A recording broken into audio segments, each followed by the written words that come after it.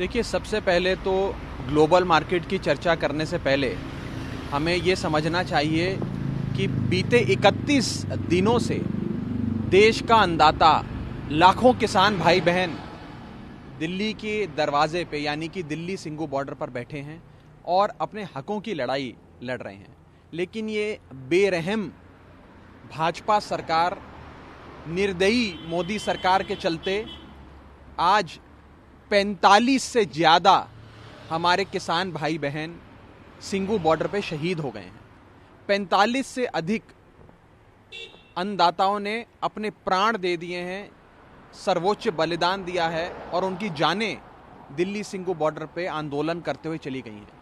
इस 45 जानों के जिम्मेदार, इन मौतों के जिम्मेदार अगर कोई है तो वो भाजपा सरकार है। इन 45 जानों का हिसाब अगर किसी से लेना चाहिए तो भारतीय जनता पार्टी की केंद्र में बैठी सरकार से लेना चाहिए, जो सिर्फ उद्योगपति के लिए काम करती है और देश के लाखों किसानों का हक मार बैठी है।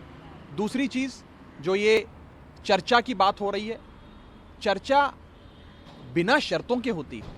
आप रोज ये तो कह देते हैं कि हम चर्चा करना चाहते हैं, ना समय बताते हैं कब चर्चा करना चाहते हैं, ना तारीख बताते हैं कब चर्चा करना चाहते हैं, ना स्थान बताते हैं कब चर्चा करना चाहते हैं, और ना ही ये कहते हैं कि हम बिना किसी शर्त के चर्चा करेंगे। अगर आपकी चर्चा का मतलब ये है कि देश के किसान को बुलाया जाए और उसे बताया जाए कि ये 3 काले कानून कितने अच्छे हैं, तो चर्चा का क्या फायदा? चर्चा तो बिना किसी कंडीशन के होती है। अगर अनकंडीशनल चर्चा हो, समय और डेट बताकर चर्चा हो, तो शायद देश का किसान उस चर्चा को स्वीकारे। लेकिन ये सब केवल ढकोसले हैं, ये सब बकवास है, झूठ है। और मैं स्पष्ट कर दूं, भाजपा सरकार का इस समय एक ही लक्ष्य है कि किसान को निराश करो, थका दो और भगा दो। निराश करो, थका दो, भगा दो अभियान देश के किसान के प्रति भाजपा सरकार चला रही है।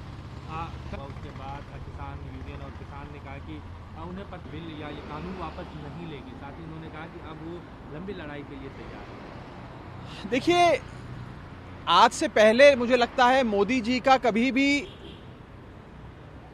इस प्रकार से इतने बड़े आंदोलन का सामना उन्होंने नहीं करा, और उन्होंने हमारे देश के किसान के हौसले को बहुत कम आंका है।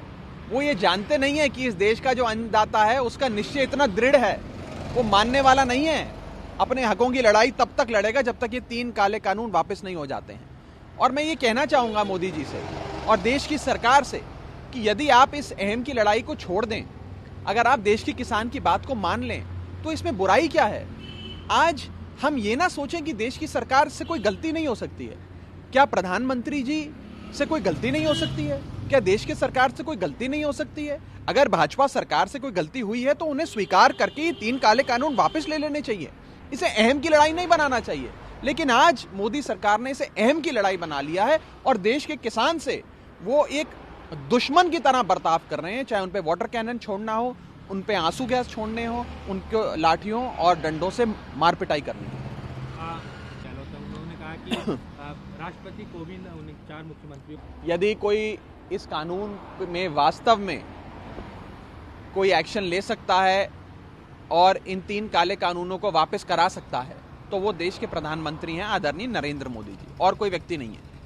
केवल उन्हीं के कानों तक ये बात पहुंचनी चाहिए। और कल हमारे सांसदों ने, संजय सिंह जी और भगवंत मान जी ने, देश के प्रधानमंत्री के कानों तक वो आवाज पहुंचाई।